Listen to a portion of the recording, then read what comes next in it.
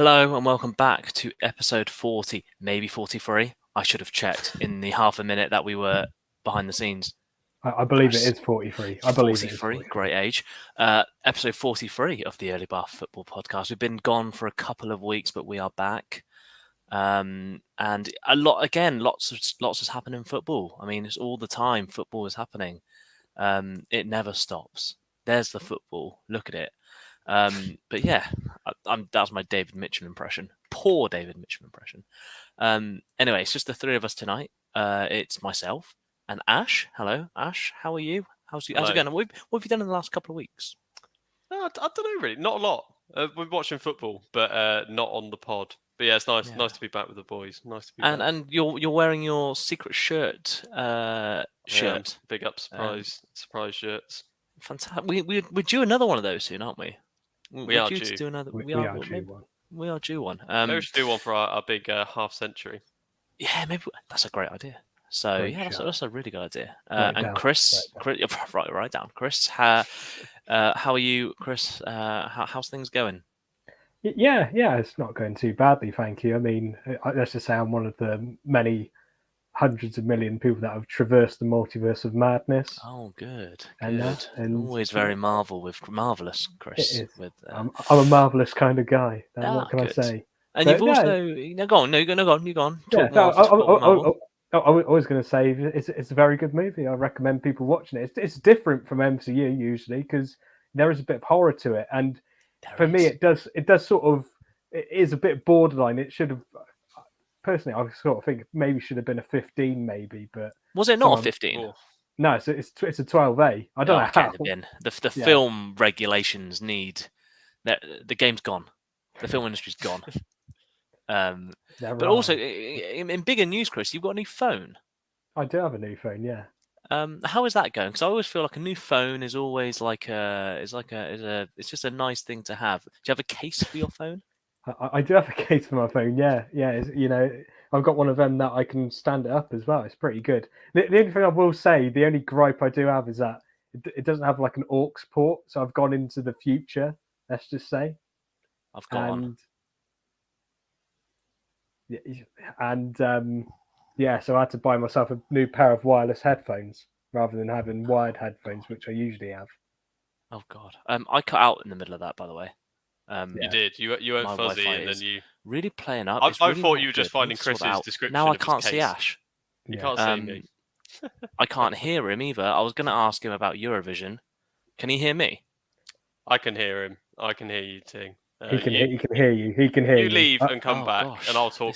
Chris, I think you're going to have to take over here because if I can't hear Ash, then what happens here? Chris, I think you're going to have to take over. I'm going to move you to top left. That's all right. I can take over. I can host this. I hope you enjoy today's episode. Now I'm joking. But anyway, I think we might as well roll on. How are you anyway, Tang? We don't ask you. How are you? I'm very well, mate. I'm very. Apart from these Wi-Fi issues, I need to speak to my landlord about this because it is not good. I'll sort it out. I saw Doctor Strange at the weekend. Did some karaoke, which I sent you some very terrible singing that I did. I apologise for that, by the way. What can you do? I mean, it was better than Mika. Let's just put it that way. I will not have any disrespect on Mika. Mika was absolutely fantastic. I was going to ask Ash what was his favourite Mika song. What's your favourite Mika song, Barnes? Got me Love Today, surely. Maybe a bit of Grace Kelly. It was a superb performance from Mika on Eurovision. And big up Sam Ryder, big up the UK, the beautiful. I didn't hear a word. Lost to the sympathy vote, but it is what it is. So to translate for you, Tang, Barnes' favourite song is Love Today, and he said big up Sam Ryder, up the spaceman. That's what spaceman. That weren't his exact words, but you did good. Thank you. You are my translator. I mean, I am the BL. So. Sam Ryder is the most Swedish-looking man that we have in the UK, and we know Sweden does very well at Eurovision. But anyway, let's have less Eurovision talk. I don't know. You, Chris, let's talk about FA Cup. Let's do that. I might join on my phone. That might make things easier. But you crack on. I'll crack on. Yeah. So obviously, FA Cup final was this weekend where Liverpool they beat Chelsea on penalties after a goalless draw. And Barnes, I just want to know what was your thoughts on the game? Was it one of them where Liverpool deserved the victory in your opinion? It's interesting because both teams actually had quite a lot of chances. I think this is what this feels like. Liverpool and Chelsea have sort of been like in this sort of loop of constantly playing each other. I think this is like the fourth. Is it their fourth time they've played this season? Because they were in the Carabao Cup final, weren't they, Chris? Yeah. And it was funny enough. It was their fourth draw technically, because obviously after 90 minutes, obviously they've drawn with each other 4 times. Which credit to Tuchel. He's managed to draw 4 times against Jurgen Klopp. Not many managers can say that, can they? No, but I think it's interesting. Do you remember that, Chris? That draw they had at the start of the season, and this is when people like esteemed football pundits like myself were suggesting that Chelsea were going to win the league, and they played excellently against Liverpool and probably on top. And now you sort of turn the tables and look at where they are now. I'd say Liverpool probably were the better team across the 120 odd minutes or whatever, but Chelsea had chances. I feel like Marcus Alonso wasted quite a lot of chances, but it was a decent 0-0. But I think Liverpool probably deserved it, and they've got quite a good record in penalty shootouts recently. So I wasn't surprised to see them beat Chelsea there. And Chelsea's final record, Mason Mount, he lost like 6 finals in a row. Six finals at Wembley, specifically at Wembley in a row. Yeah, just don't play him. Just leave him out. Just say say he's ill or whatever. Don't put him in the squad. Not worth it. If I was Tuchel, I'd just be that superstitious. I wouldn't do it.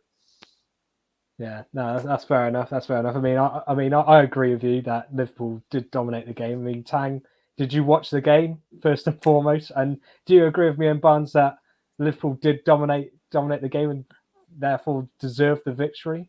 So, Chris, I was at a bottomless brunch during the time of the FA Cup, a homemade bottomless brunch where the birthday girl, and her housemate served a lasagna instead of a classic bottomless brunch food. So I was making my way through a lasagna whilst the game was on. So I caught it a little bit on the phone. But from what I saw, which was very little, and from what I remember, which is even more littler, if that's a word, I literally have no thoughts on the game because I didn't really remember it. But thing is, though, with penalties, I saw a thread on Twitter. I don't know if I've been on Twitter recently, where someone did a whole exchange of, I don't know if you guys saw this, of how Jurgen Klopp and Thomas Tuchel approached the penalty shootout. And they're like, they did like 30 seconds in, Klopp gathers his players. He goes one by one to the penalty takers, taking down the responsibility from the team effort to the individual. And it was all that like sort of rubbish. And then someone in the comments just did the opposite if Liverpool had lost, and obviously they didn't. But they were like, it was just so like, doesn't need to happen. There's so much exactly like I get sports psychology and stuff, but like the guy was literally just proven the opposite. If Liverpool had lost, those things wouldn't have occurred, or they would have been. He had 2 statuses, I reckon, already written, and he would have released the other one had the outcome been different. I agree. I think there are marginal gains you can have on penalties, and I think Klopp did get in a penalty coach, which seems like a sensible idea. But I do think it's hard to overanalyze penalty shootouts. So I agree with you, Tone. Yeah, it's just one of those things. But Liverpool have now the quadruple's still on. Ed's going to be so happy. Pep's not going to be happy if they lose, obviously, the Premier League. But it's Liverpool's. They're on a run, aren't they? Like you just can't really. They're playing every single game they can possibly play this season. That's mad. That's actually baffling to me. So fair play to them. Yeah, and considering Klopp's one of the managers that he loves a good moan about the fixtures as well, doesn't he? Jurgen, he loves a good moan about. That's what makes me laugh about Jurgen Klopp. He's one of them that he moans about cups like the EFL Cup and the FA Cup because it's like it increases our fixture congestion and that. He's reached the final in both and he's won both, and all of a sudden he's now happy that he's won both. I like just me just being a bitter person personally, but just as an Arsenal fan, Chris. Yeah, I never know. Just another point on the FA Cup final. An interesting thing from Chelsea's point of view is that in the EFL Cup, they took off Mendy and brought Kepa on. in this final, they decided now Mendy's going to stay on for the whole 120 minutes. Whether it was I think it was planned in the end, because obviously it was an interesting change that Tuchel did where he brought Loftus-Cheek on and then he brought him off. I think he brought him off for Ross Barkley. I mean, I've just found that incredible that Ross Barkley was calling on in a cup final for Chelsea in 2022. I thought he would have been in the bin a long time ago, personally. But Barnes, did you think maybe like Tuchel thought, I'll trust Mendy for this final rather than giving Kepa another chance to redeem himself? I'm a big fan of a redemption arc, Chris, as you know, in football. So I would have loved to have seen Kepa take to the pitch again and save a pen. But like going back to the point, I don't know, when Tang was taught it is to an extent a lottery, and whoever, you could argue that Mendy saved Mane's pen because, from international football, he knows him well, so he might have got in his head a bit, so that might have been in there as well. But I think it's a funny one. I think it would have been funny if he'd back Kepa again, just to see what happened. Because if he'd back Kepa again and they lost, there would be absolute uproar, even though they lost with Mendy. Obviously, the hindsight's a wonderful thing, isn't it? And, it's all about luck, really. I think Liverpool just have that momentum with them, and that sort of, I wouldn't call it quite luck, but things just seem to go their way when it's 50-50, and it did so again in the penalty shootout. Yeah. And just finally on this point, I'll come over to you for this one, Tang, because being part of the left pack union, how proud of you was that Tsimikas scored the winning penalty, a fellow left back like yourself? How proud? It's always nice that left back. It's not a very glamorous position, although Andy Robertson and I don't know who's a good Fabio Coentrao have made it such a glamorous position in recent years. Those are the two left backs that I think are. But no, it's an interesting one. I think Tsimikas obviously had to buy it. Like, it's so hard for any player to join Liverpool at this minute in time. Like, Tsimikas knew he was never going to be number one because of Robertson. If you're a right back coming in, you're not going to be ahead of Trent. But then you've got players like Luis Diaz who come in and absolutely like killed it, to be fair. Like, they've come in, they've started in Jota as well. But all those players that come into Liverpool are you have to buy into that culture of it's a team game. There's going to be rotations and things like that. And for Tsimikas to come on and score a winning penalty only sort of just like solidifies the fact that he is part of this team and he has a role to play. And credit to Klopp, he does do that and he keeps everyone on side. I think Pep does very similar in terms of rotate. You've got a big squad, you've got big players, you've got good players, and you've got people that can come in and do a job. But my final thought on this is that Thiago could have been sent off that 2-footed challenge, I think. I think he should have done. But yeah, another 50-50 sort of. Well, it probably wasn't even 50-50 because it probably was a red card. But just again, one of those things that when the momentum is going with you, like no one even spoke. Like, I don't even remember anyone mention it on the commentary. Really, it's a 2-footed challenge. It was you got the ball, tackle, but it's a 2-footed challenge, and the amount of times that players have done 2-footed challenges and not even like got the player at all, not even got the ball sometimes. Like, they've just like it's baffling. But Paul Tierney would have sent him off, Chris. He probably would have done. He would have given a penalty to Tottenham anyway. No, right? Chris has been sent.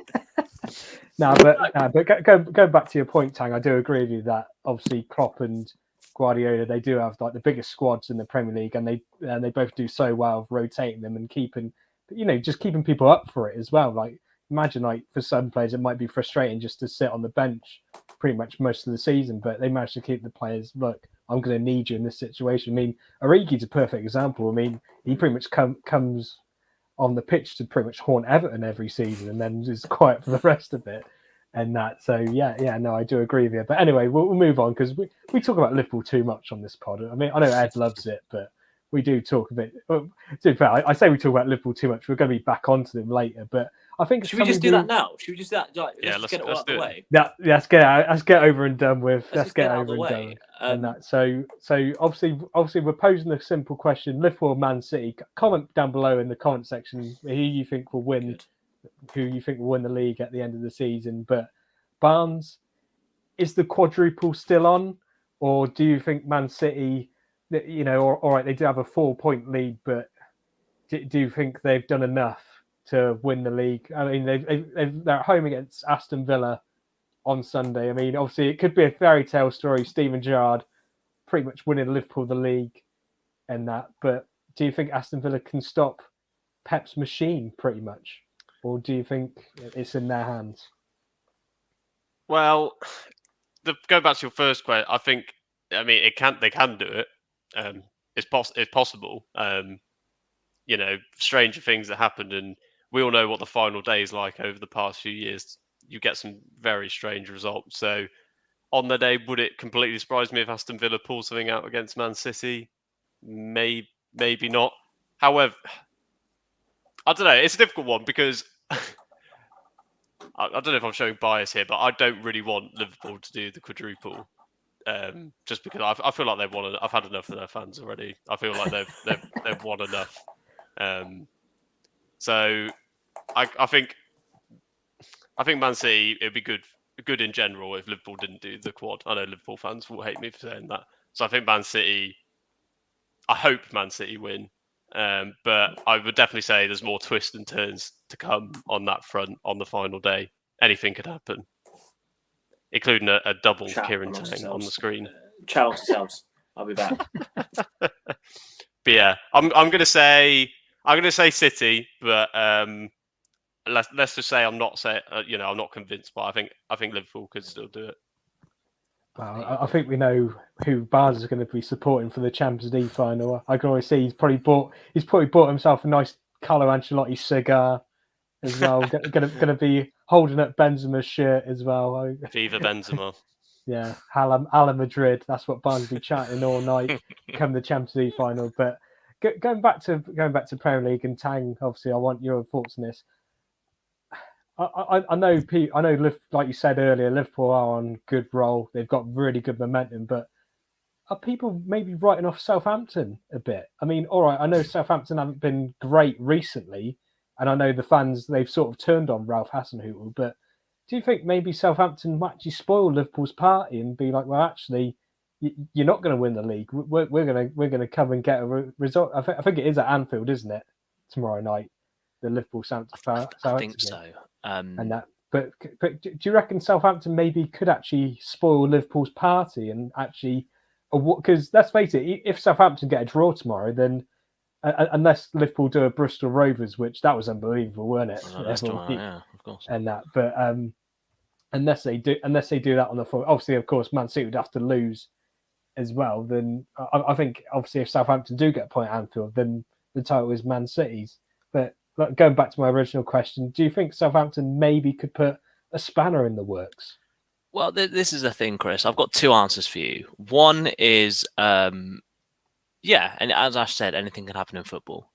Like it's result. Who would have thought West Ham would be 2-0 up against West Ham? I probably didn't think that. There's so many results that go against what people actually think, which is why football's so great, right? You can't predict it. That's why people don't like VAR, because it takes out that sort of not fairy tale, but that whole just unknown about football. Whether Pedro Mendes can score from the halfway line, it goes over the line, and Rory Carroll completely blunders it, and it still doesn't count as a goal. That's like the uncertainty in football, right? VAR sort of takes that away and makes it a bit more functional, a bit more mechanical. So anything can happen in football. But then also, as I said in the chat, Southampton are due a 9-0 drubbing at some point. I don't know how. They've only had maybe one this season, if that. So it wouldn't surprise me if Liverpool pull out a 9-0 win and the goal difference, goes in their favour or sort of goes there or thereabouts. I can see Liverpool winning both games that they've got left. Do I see Man City dropping points? It's Villa on the final day, isn't it? They have. Yeah. And Ash loves redemption arcs. Could it be a Steven Gerrard? Steven Gerrard plays his role in winning Liverpool a title. Who knows? Oh, that's not a redemption arc, Tim. That's he slipped. Do you remember when he slipped? Ed remember when he slipped. I suppose he did. Yeah, but he's not winning it for Liverpool, is he? Well, he is. But he's winning the game for Philippe Aston Villa. Coutinho winner. But he can't. But Gerrard can't be. Say Aston Villa win against City, you're not going to have like Gerrard running around celebrating. That'll be John the Terry. That'll most be class. cringy, embarrassing like thing ever. So I can't see that happening. Even if they do win, I don't think it's not like Gerrard's going to be, on the pitch going mad. But and stuff Twitter. Like that. Twitter, that's the thing. People That's on why Twitter I want Liverpool to lose, because Twitter would lose its mind. Oh God! I mean that's my opinion, Chris. I think for the sanity of Ash Barnes's Twitter feed, please, Man City win the title. Come on! I love how he called Ash out there. It's like Ash, you want Man City to win the title, but you love a redemption arc. Surely you go for the redemption arc over Man City winning the title. I did quite like that. I like that. It's Sophie's choice. That's the experience of a host of a podcast, Chris. It is. I gotta write it. I'm writing it down now. Write that down. I'm writing it down. Yeah, you're doing a great job. Thank you. So obviously Barnes says Man City's going to win the league title. Do you agree with him, Tang? I agree. I think I'm just trying to think of a weird Man City player that will probably score a winning goal for Pep and his big bold head. No, I just think Man City will just it'll be a very functional performance on Sunday. I think. I just think they will make it as not boring. So right. This is interesting. This is a complete tangent. I was at the Bottomless Brunch on Saturday, and one of the guys that was there said Man City are a boring football team. Discuss. Yeah, can I jump in, Chris? I see where he's coming from, because so do I. In a strange way, Pep plays the beautiful game, and he's obviously renowned for that Barca team who played amazing football. But I'd argue that they were a bit boring as well, because they're so functional, so machine-like, that they're quite hard to love, because there's not a lot of, well, no, I'm not going to say imagination, but it's like there's not a lot of chaos to them. They're very regimented. They do things in like very certain ways. You can watch their goals back. They're pretty much majority. Every single goal's a cut back to Raheem Sterling. Yeah, exactly. Or like a little dink to like the back post or something like that. So yeah, I see. It was a really interesting point, right? I sort of agreed, and like they're really. He's like, yeah, they have 90% possession every game. It's really boring. I'm like, I get why people find that boring, but I don't. As a neutral, I get why people do. It is watching let's say the North London derby is a bit unfair. So say like Arsenal versus Everton, I don't know, is on, or Man City if Man City are on TV, what I'm trying to say, against anyone that's not in the top four, I wouldn't watch it. Yeah, that's fair enough. So does that mean they're boring? I guess you can make your own mind up about that. Yeah. Like from my point of view, I do sort of agree with Barnes, because I'll be honest, I didn't watch the West Ham game yesterday because I thought this is Man City's title to lose pretty much. I thought it was just going to be a comfortable win. Maybe I should have watched it, because obviously there was a fitting tribute to Mark Noble at West Ham. It was a very good game. I watched about 20 minutes of it actually in the second half. It was a very good game. Yeah, maybe I should have watched it, and like credit to Jarrett Bowen as well. I know I'm going off a massive tangent here, but obviously he's had a great season for West Ham and that. But yeah, I know what you mean in the sense that Man City they are like a well-oiled machine in that sense, that they know what their roles are and they do it, perfectly most of the time, don't they? And that. But one question I want to ask you guys, sort of going off on that, will they become a bit more entertaining now that they've signed Erling Haaland for next season? And is Erling Haaland the missing piece that they need to win the Champions League? I find, Ash, do you want to go first, or no? You go, Tang. I find that I've got two really like satire points on Erling Haaland and his transfer to Man City. One, has there ever been more of a final piece of the jigsaw player than Erling Haaland and Man City? Like, I just feel like that's the most missing piece of the jigsaw that like there is in world football. And also the fact that could you have a missing piece of the jigsaw to a team that have literally dominated the Premier League for the last few years? It seems like really weird to say, like, this is what's going to make Man City really good. But obviously we're talking about Champions League. It's that's what they're missing. But I don't know. I think it's a good signing, I think, for them. I know a lot of people have said he's not a Man City player or whatever it is, I think that's a good thing, right? I don't see that as a bad thing. Like if Man City can't pass their way methodically through with 99% possession, just get Erling Haaland to do his thing and do his weird Captain America run where he really hunches his back over and things like that. I think there's like a 90% chance it's going to work out, and if it does, it will be carnage, I think, in a good way. It's got to sound stupid to say, but just looking at how Manchester City are on 90 points, as we were just saying, they dominate nearly every single game.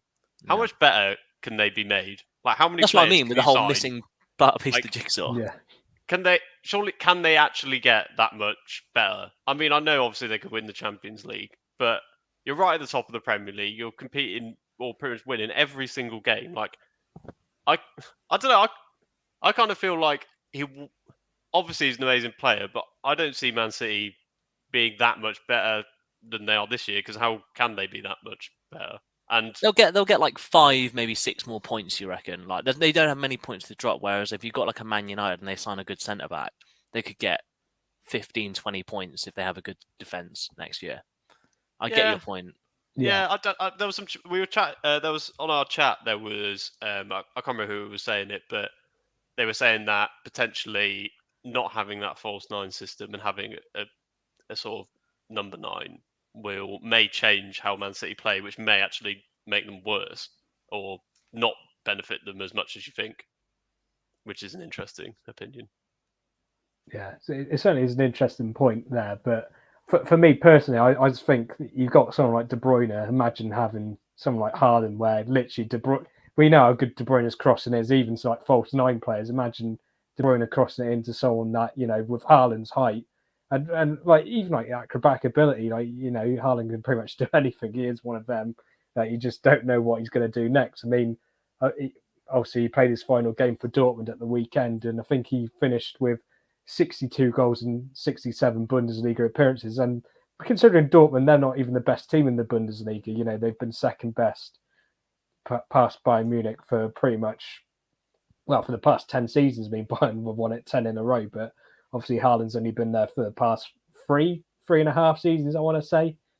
And you got to give him credit. And the only other thing with Haaland is that recently he has had quite a few injury. Like, I wouldn't say like massive issues, because it's one of them that he's not out for a long time, but he tends to pick up like little niggly injuries, like that keeps him out for like 1 or 2 games. And maybe it might suit him, Man City, because like we were saying earlier, Pep and Klopp's rotation, obviously he might say, well, actually we're going to put you on the bench this game, Erling, and then maybe play you against maybe someone else in another game, maybe. So obviously that's going to be quite interesting to see how that works out for him. But it's one of them, like I was obviously pretty much just talking about the Haaland signing now. It's one of them that in a way it's exciting, because again it's never one of the best players in the world coming to the Premier League and that. But then like you guys have been saying, I mean, do Man City really need to get that much stronger in that sense? Do they really need to be that much stronger? And it goes to show as well, like the amount of resources Man City have. Winning the Premier League's not good enough. We're going to have to buy a new striker, and that Whereas obviously other teams would snap your hand off if you offered them the Premier League trophy, wouldn't they? So. Yeah, that's obviously so. It's going to be interesting next season, that's for sure. Whether he plays for Man City as the champions or not, we'll have to wait and see. But anyway, that's enough talk about Liverpool. Can we move on from Liverpool? Finally. Let's move on to something closer to home. I say let's go closer to home, because in Oxford United news, Sam Baldock has re-signed for the Mighty Yellows, and I must say this news absolutely brightened up my Monday. It was one of those typical Monday at work. You'd be like, "Oh, I'm back at work," and I had a long week. I had Friday off as well, so obviously legend. So to be fair, we had a work barbecue on Thursday. I thought I'll put the Friday off because I did have a few. I had to have a few too many after the Arsenal result Thursday night, which we will not go into on this podcast because Paul Tierney is a poor referee. That's what I'm going to say about that. Chris. Oh dear. But anyway, back onto the Sam Baldock. Like I said, it brightened my Monday. And I'm going to start with you, Tang, because speaking of Brighton, obviously you watched Sam Baldock play a lot for Brighton and Hove Albion, and he was a key player and part of their promotion up to the Premier League.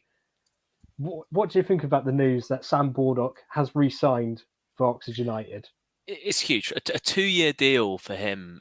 I know he's 33, but 2 years on him isn't the worst bit of business Oxford are going to do. It's probably one of the better pieces of business that they're going to do. He played 7 times when he signed in January. He scored 4 times, and you could just tell him and Matty Taylor, because Matty Taylor for Oxford United, like, he's a great player. He's in the lower leagues of football, in League One and League Two especially. If you have a 20-goal a season striker, you're going to do okay, unless you're Morecambe and have Cole Stockton and do crap. But if you have a 20-goal a season striker and a relatively good team, you will always be up there. And the fact that we have Matty Taylor, who has the burden of pretty much all the goals at Oxford United, unless it's a penalty and Cameron Brannigan takes it, obviously. But having someone like Sam Baldock in there to play off him, to play, they're sort of similar but different players. They're not like, you get like the Peter Crouch, Jermaine Defoe, tall and small. They're both very similar players, but they really complement each other well. And next year, will Oxford United, we played a 2 up front, and we don't really ever play a 2 up front for Oxford United. And next season we might see maybe like a 3-5-2 if we go for 3 at the back. Who knows? But Baldock and Taylor with who might be in behind them, like Billy Bowden or Marcus Brown or something. That'll be really interesting to see if Carl Robinson sticks for that 2 up front, which worked out really well, or whether, because I think he said Carl Robinson wants 4 strikers at the club, which is a lot. Which will give us a lot, but then it'll give us a lot of flexibility. But 2 other strikers that aren't Matty Taylor and aren't Sam Baldock, if it'll be interesting to see who we get, probably like a young Premier League loanee. Because imagine if you're a 10, 15 goal a season striker at League One level, do you really want to come in as maybe 3rd choice? That's the question I'm asking. Yeah, you probably don't, to be fair. Exactly. So it's really difficult. But Oxford have scored the most goals in like the league this season, or Wigan probably did at the end of it because we were crap. Not bitter. But it's an interesting time to be an Oxford fan. Obviously, I think Mark Sykes is probably going to Bristol City. It's a real shame how that sort of ended. What is it with Oxford players going out of contract, going to Bristol City, and it ending badly? Yeah. Callum O'Dowda. Yeah, that's an interesting one too. It certainly is an interesting one. I mean, like you said, obviously, like at Brighton, he formed that brilliant strike partnership with Glenn Murray in the Championship. They both fed off each other. But I know Matt Taylor's very, very different to Glenn Murray. In a way, he's similar because obviously he does get most of his goals from in the box. Whereas, like you said, Baldock, as much as he's similar to Matt Taylor, Baldock actually does score quite a lot of his goals outside of the box. I mean, obviously, when we went to Charlton away, he scored a fantastic goal, didn't he? He's such a clever player, isn't he? He's such his off the ball runs are unbelievable. When you play your whole career at a high level, you're gonna just be a little bit not smart. Not sharper, but smarter in the brain, sort of thing. You might not be as quick as someone, but especially at 33. But like he's a really good signing.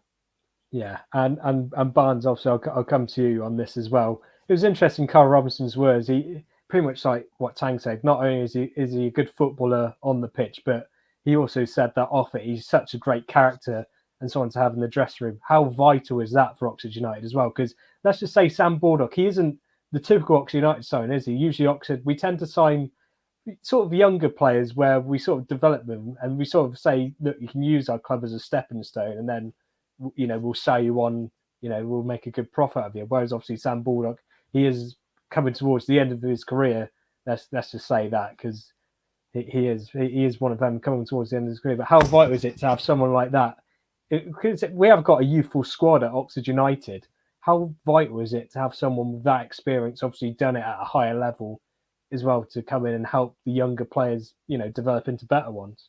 Yeah, I think it's very important, especially for Oxford, because, as you say, we've signed typically fairly inexperienced players before and sort of brought them through, which actually brought us a lot of success. So I'm not necessarily saying that's a bad idea, but when you're signing someone like Sam Baldock, who has experienced promotion before, I think it gives a real lift to the dressing room that there's someone in there who who is, a winner and has previous experience of winning. And as Tang said, he's done it at a high level. What I am interested to see, Tang mentioned that Robinson was saying that he wants 4 strikers. I assume, I know Boulder's got a 2-year contract, but given his age, I don't think he's going to play every game. Like Oxford typically play a lot of games. If you've got cut runs, you've got Papa John's, you've got all sorts going on. So I think there is definitely room for, if he's going to play that 3-5-2 formation, room for another striker to sort of thrive there. And as well, it gives good competition. But I think the main thing that I'm happy about anyway about the Sam Bolt side is getting someone who's a fan of the club, which may sound a bit stupid. And I don't really care, not all our signings have to be club fans, obviously, or sort of from the area. But I think it is actually nice at the moment that we have quite a few players that, are from our local area, from Oxfordshire, playing, for the club. And I think maybe it means that bit more to them, and hopefully you get that extra bit of performance out of them. The only slight worry I'd have with Baldock is injuries. How much time will he actually be available for? I think if he can stay fit, he's going to be a real asset to Oxford. But I'd like to see Robinson come through on those. His thoughts of getting more strikers. I don't think Sam Baldock's necessarily someone we should be relying on every game, but I think he's a great person to have in the squad, and like you said, Chris, in the dressing room. Can I just touch on your point there about Oxford fans playing for Oxford United? In that same article of Sam Baldock signing, that Robertson says something along the lines of, we want players here who are committed next year, or something like that. It was a very thinly veiled attack, I think, on Mark Sykes-ish players, who has just about 7 minutes ago has been announced for Bristol City, which is great. So we've lost Mark Sykes. But it's interesting because I think it does mean a lot to have a player that's grown up knowing Oxford United and grown up supporting them to now play for the club. And I think that's also reflected in our recent transfers. The fact that Nathan Holland's come back, Marcus Brown has come back permanently in this case. Nathan Holland came back on loan, Gavin White as well. And I'm sure the list is more than the 3 people I've just named there. But we have players returning back to the club, either on loan or on permanence, or just coming back from a long time away, that know what it means to play for Oxford United. And I think it's not just a lower league thing. I think for any club that means something, no matter if you're Man City or if you're Oxford United. But yeah, that's just my point, that Carl Robinson definitely wants players that are committed to the club to push us on and give that extra 5-10%, whatever that might be, to know that what it means, right? Absolutely. I mean, obviously, it's interesting going back to Baldock. I mean, obviously, we had his brother George Baldock on loan. He was superb for us. Beautiful Baldock, beautiful human being. And I didn't realise like their brother's actually the physio at Oxford as well. Yeah. I mean, that's another family connection. Like you said, like Sam Baldock saying, "I remember growing up, used to go and watch Oxford at the Manor," and that. So, like you're saying, I think it is fantastic that we have got a player like him, re-signing for a club. But I just want to pose this. What's the collective noun of Baldocks? Bulldockies? I don't know. I would say I would put forward a handsome of Baldocks is what I would say. A handsome of Bulldogs, yeah. They are handsome men. They are handsome men, to be fair. Sam, if you're watching. But speaking of players return to Oxford, I just want to get your quick thoughts on this. I'll start with you, Tang. Would you take Callum O'Dowda back at Oxford United? Carl Robinson loves wingers, especially Irish wingers. He likes Irish players. He loves wingers. Callum O'Dowda is an Irish winger who knows what it means to play for Oxford United Football Club. I would take him if it meant that our wage structure wasn't completely screwed, because that's what League One is, and that's what happens when you have a three-sided stadium and pay a lot of rent on it. But I'd take him. I think he left in a sad circumstances, but I don't think that was him. I think that was his agent, who was also his dad, I think. Yeah. So that could be a thing there, but I would have him back. I don't know if you or Ash have the same thoughts on that as me. I'm sort. It's a difficult one because it's hard to say with hindsight. Because if you look at him as a player, he did do, like you said, he did do very well for the club whilst he was here. What I would say is that maybe drawing parallels from the Gavin White signing last season, that when someone's struggled in the Championship, I think then taking them back down to League One level when they're sort of in a more comfortable zone, like they played at the club before, it doesn't always necessarily work out. I'd rather be signing someone that's maybe on the up, maybe looking at the better players in potentially League Two or lower down in League One, than maybe looking to bring someone back who's just been released from the Championship. But obviously, there's exceptions to that, and if he really wanted to and he was really committed to come to Oxford, then maybe. But it wouldn't excite me that much of a signing. It's all well and good signing players that come back because they know the club, and you don't have that bedding in period. But then at the same time, there's more to scouting than just signing players that you've already had before. And I think just because they've been at the club before doesn't mean they're the best, signing that we could make. Yeah, it was a weird one. It was a weird. Sorry, Greg. It was a weird one because he left when we were in League Two, and I think it was like £1.5 million or whatever at the time. And he wasn't even a starter for us, was he? Like, he was on the bench and came on as a sub. And at the time, it was kind of like he went from League Two, like, by the way, to the Championship, and it was a massive jump for someone who wasn't even playing, like, starting for us. It was such a weird signing at the time for Bristol City, wasn't it? Yeah, those were good old days. McDonald and Maguire on the wings with Roof in behind Jordan Bowery. But that was second half of the season anyway. And John Lundstrom. Whatever happened to John Lundstrom and Kamal Roof? Yeah, I wonder. Well, fair play to him. Like just going back.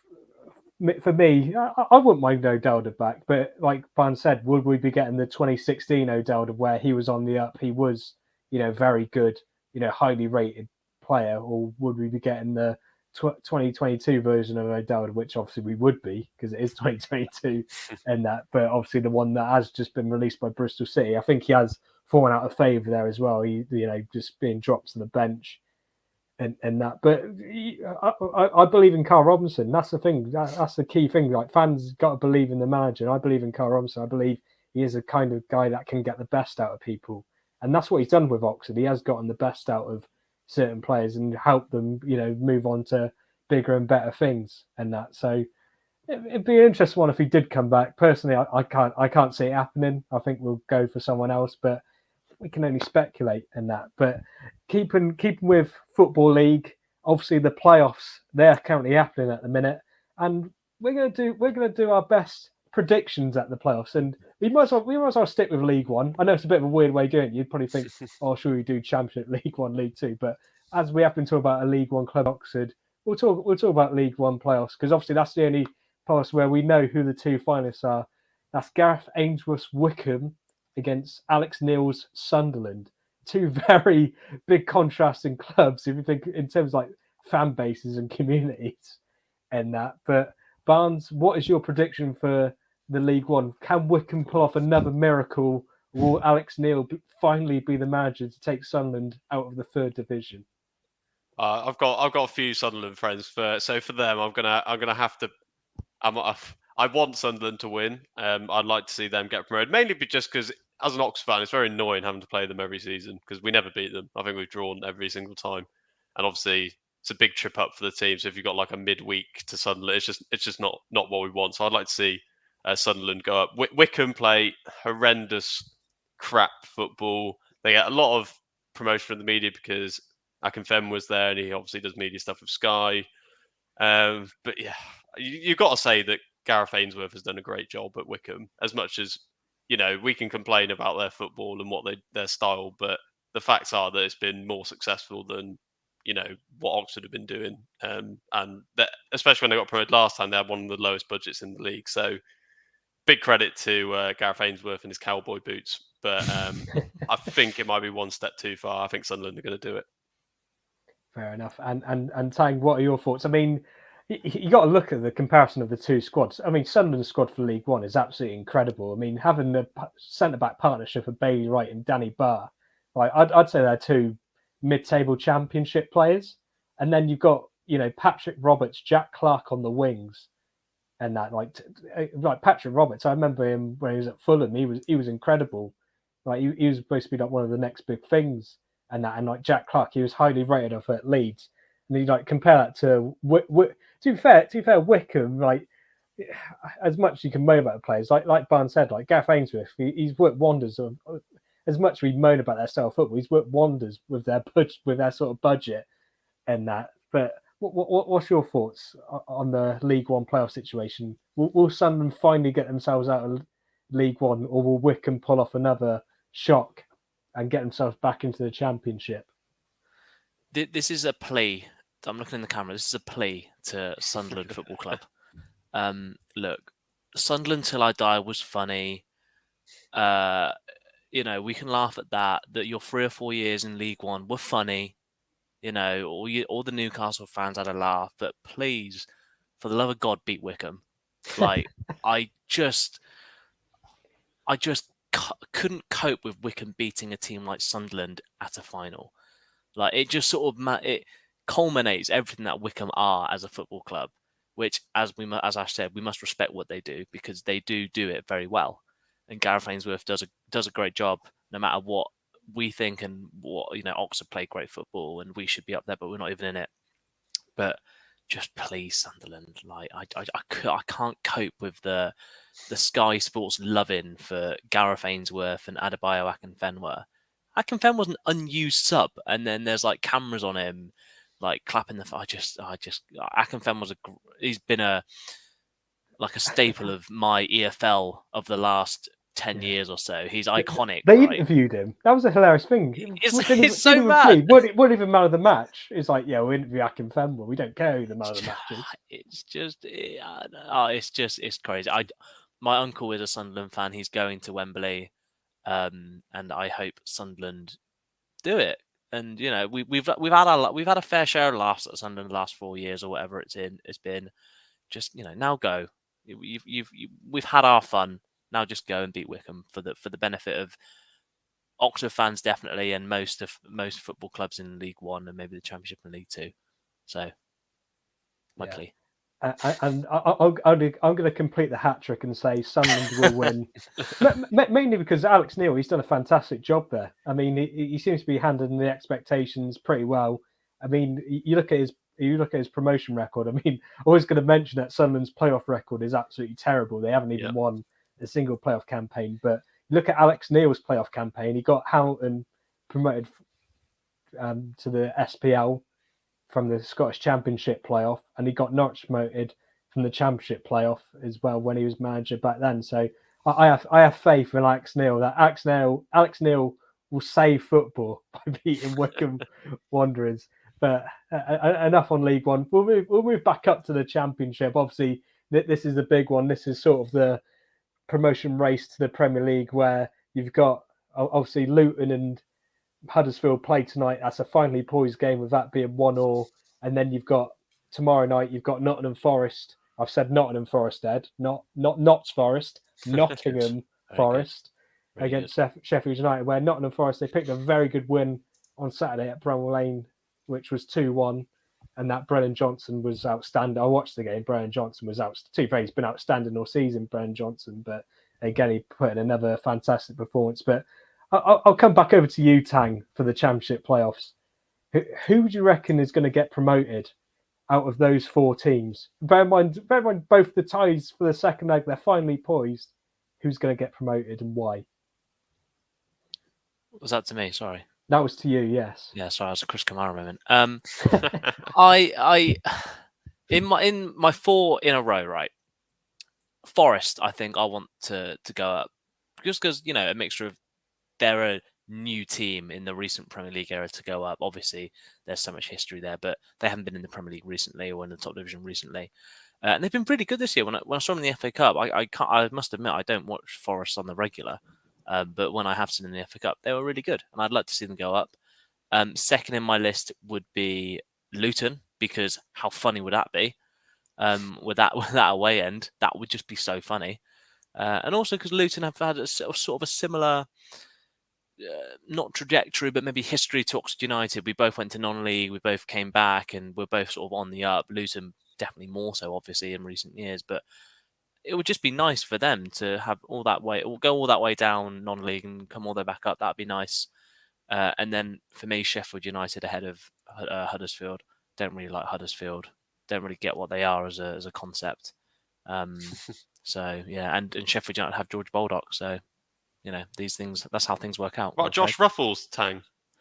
Yeah, that's true, but he's only played like 4 games this season. So those are my thoughts, Chris. Yeah, in fairness, that Harry Toffolo is a very good player. You can understand why Ruffles is on the bench. I mean, I watched that game Friday night as well, and Toffolo, he was very good for Huddersfield. But Barnes, I can imagine your mate Will, sorry if I can speak properly, your mate Will probably be like, Ash, you got to say Nottingham Forest here. You got to say Nottingham Forest here. I mean, in fairness, he makes a good point. To be fair, because Steve Cooper, he's done a outstanding job considering when he took over earlier on in the season. They were rock bottom. Like, I think they hadn't even won a game. I think they only picked up 1 point, and that was against Derby. And considering Derby's off the field problems, so in that sense, so even making the playoffs is a phenomenal achievement. But will it be their time? Will we be welcoming Nottingham Forest back into the Premier League, or would you reckon one of the other 3 teams maybe have a say in it? I really hope and think Forest will at least beat Blades in the second leg. I mean, they've got an advantage going away from home, and they've got the momentum as well. I think them and Luton are probably the most fancied because they've done that thing where they come into the playoffs not that late in Forest's case, but they've been very good towards the end of the season, rather than sort of quite often teams sort of end up slumping into the playoffs and sort of like being poor at the end of the season, just getting there, and they don't tend to do that well. Whereas you could say with Forest and Luton that they've sort of been very good towards the end. And to be fair, Huddersfield, I think, have been sort of quite unfairly not talked about very much. I don't know if you two feel this, but I don't know anything about this Huddersfield team before I watched the first leg. They've not been talked about at all, and the manager's not really been mentioned at all. But he's done a really good job, I think, because Huddersfield were not a fancy club at the start of the season to get in the playoffs. I know they've been in the Premier League recently, but even that was a shock that they were in there that time. Like, if you remember, no one could believe that Huddersfield got to the Prem. So I don't know about the other semi-final, Huddersfield Luton won. I don't watch the Championship enough to have a big opinion on that, but I have a feeling it'll be. I think Luton might do it, and then we'll set up a Luton Forest final, which would be really entertaining. And yeah, like I said, I think Forest would probably win if that was the case. I think Forest have a better chance against Luton than they do Huddersfield. I think Huddersfield are a better team than Luton, to be honest. But like I said, I don't watch the Championship enough to have sort of a very solid opinion on this. But I hope Forest go up. Yeah, that's fair enough. Again, I think we've made a hat trick again, because I'm going to go in the Nottingham Forest boat along with you boys. But we got to give huge credit to Carlos Corberán and Nathan Jones just for getting Huddersfield and Luton into the Championship playoffs. I mean, that's an incredible achievement considering the clubs that are in the Championship and clubs that probably should really be in the playoff picture. And that, I mean, I think I saw the other day, like Nathan Jones, like that Luton squad, I think their starting 11 was worth like 1.5 million combined. And considering that's got into a Championship playoff, that's an incredible achievement by itself. And then it was funny you mentioned like Carlos Corberán, because I think last season they finished 20th because he was Bielsa's old assistant at Leeds. And I think he was trying to play expansive football, but it just wasn't working there. So he did tweak the tactics a bit in the summer. And it was interesting because their summer business, they sort of brought in more like free transfer and loan players.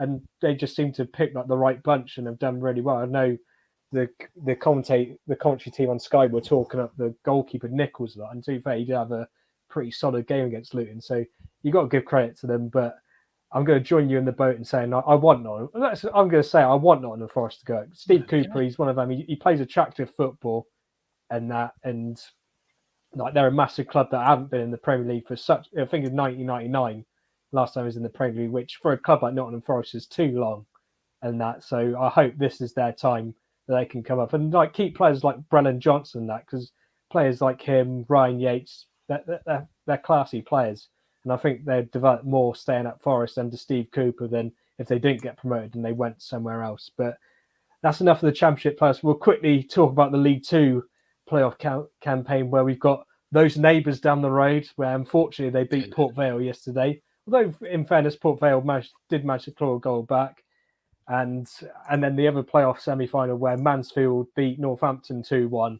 So again, two finally poised ties. Barnes, you going to pick anyone that's going to go up out of those? I mean, I should really say not Swindon, shouldn't I? But I actually have a feeling that Swindon will get promoted. They've been very good since Ben Garner has gone in there. And that was obviously set up the Oxford Swindon derby for next season, which is always a fun occasion. So I kind of wouldn't mind them. It wouldn't be the worst thing them getting promoted, just so we can get that fixture back on the calendar. But yeah, I don't really know anything about the rest of the teams, so I can't give you an opinion. But yeah, I know Swindon have been doing well recently, so I'm going to go with them. And Tang, what are your thoughts? Do you want our neighbours to come back up, or are you looking for someone else maybe to do the business? It's an interesting one with Swindon. There is a new Twitter account called OUFC Bad Takes. I don't know if you guys have seen this, but basically it's just like an account, a very niche account of Oxford United fans who have really bad opinions. And one of these bad opinions was, I want Swindon to get promoted, right? And people were like jumping on that, and I sort of get the point of the person that they're trying to make. But personally, the only sympathy I'll ever have for Swindon is if they go out of business. I don't think any football team should go out of business because of bad ownership and things like that. But I will never openly say I want Sunderland. Why do I keep getting them mixed up? I don't want Swindon to get promoted just because we can play the next year. They were laughing at us when we were in non-league. Like, they didn't want us to get promoted to play these games again. They didn't give a shit. So I don't give a shit about Swindon getting promoted or not. I hope they bottle it, if I'm being quite frank. And to be honest, Chris, the team I want to win is one for all those geography buffs out there.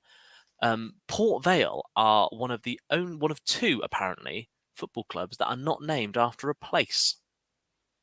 Oh, nice. Yeah. There is no place called Port or Vale. Apparently. It's in Stoke, isn't it? Or near Stoke. Yeah. So Port Vale are one of two football clubs that are not named after a place. What is the other? Is my question to you, according to Google.com. Forest Green? No, that's apparently a place. Arsenal? It is Arsenal. Very good. Yeah. I did not know that. Come on, Chris. I got that for you. Yeah, Chris is an Oxford fan today. Can you see his shirt behind him? Yeah, exactly. Yeah. So Port Vale. Besides hosting duties as well, and concentrate on other things, There you go. So Yeah, Port Vale for me, Chris. Port Vale, nice. I mean, just quickly, I did watch this. To be fair, I watched both of the League Two playoff games, and I have to say, Swindon did impress me. Like from an Oxford point of view, apparently they're playing very good football, but I just couldn't give a crap. Yeah, they played really well. And to be fair, Harry McCurdy is a very good player, but again, like when you're on top, you got to keep clean sheets. And they didn't keep a clean sheet. They conceded a sloppy goal, which given Port Vale a bit of a chance. I know Swindon are good away from home, but I'm going to say another team. I'm going to say Mansfield are going to go up. Yeah, just because Jordan Bowery, he helped Oxford get out of League Two. I have faith in Jordan Bowery that he will help Mansfield get out of League Two as well. So I'm going to say Mansfield. So that was a bit of a mixed bag from us all. I think Barnes we've really ended Swindon. that terribly, haven't we? We were so in sync. I feel bad. Tangs made me feel bad for going for Swindon now. I think it's good. Let's see which one of us is right. And I'm sure Ginger will back here on the old Swindon vote as well. He did say we should talk about Harry McCurdy, and we did for about 5 seconds. So at least he got a mention. He got a mention. Yeah. So Ginger's got a mention as well. There you go. Miss him so much. Yeah. Hope he's well. Yeah. But anyway, I think that about wraps it up for today. I mean, we've been nearly going for an hour. I mean, I'm struggling to speak. Hard, isn't it? Prediction for tonight, Chris, before we go? Prediction for tonight. But Paul Tierney will give a penalty to Tottenham. So no, you can't get out of it like that. Come on, give us a prediction. Yeah. You know what? I don't want to go into. Go on, say it. It's going to be a draw. Tottenham are finishing fourth. Because of Paul Tierney. Because of Paul Tierney. Oh, here we go. I'm going to say. Paul Tierney. Because of Paul Tierney, Tottenham are finishing fourth, and that. But anyway, let comment down below on if you've got any playoff predictions or any of the topics we've discussed. Please comment down below. We love interacting with you guys. And also be sure to hit that like button, the big thumbs up button, and be sure to hit the big red subscribe button as well. We're still on 72 subscribers. I know we haven't been consistent with our videos and that. It's not our fault that we're not being consistent. No, it kind of is, but it's not. It kind of is, but it isn't. Just share the love. As Tang would say, tell your friends, tell your parents, tell your grandparents, tell your pets. Surely, like I'm just saying, people have more than one YouTube account, or like their sister or brother has a YouTube account. Just go on their iPad and just do it. It all helps. Yeah, but anyway, that's enough from us. It's a waving goodbye for all of us. It feels weird doing this. It feels weird. It feels very weird. The awkwardness is real. We're going to keep this going. All right. Yeah, and we'll speak to you again very soon. Peace out. Bye. Peace out. Wow, Chris has his own thing. Oh God, he's so much better than me.